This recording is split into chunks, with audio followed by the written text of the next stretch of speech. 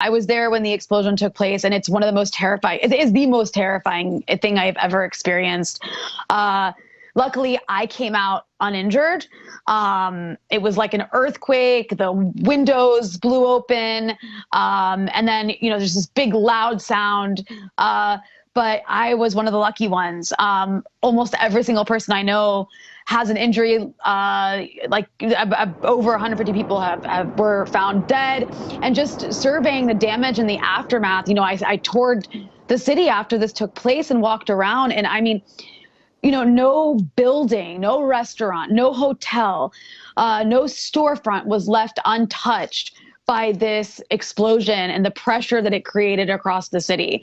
The level of devastation was so widespread. I've been to Syria, I've been to Iraq, I've seen devastation from war, but it's the kind of devastation that takes place gradually, one street at a time, right? One neighborhood at a time. This was an entire city, just, destruction, as though there had been war there for years, but in a matter of a few minutes.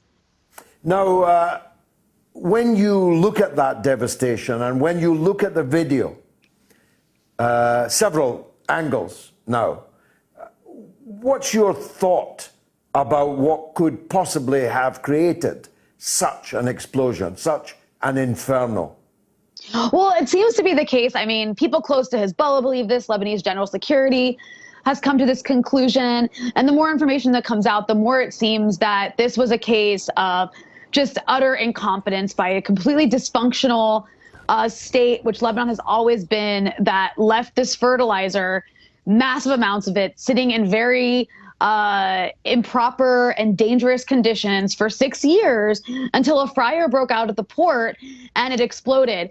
We knew there was a fire at the port about 25 minutes before the ammonium nitrate caught on fire. So it was a fire that started in a different part of the port.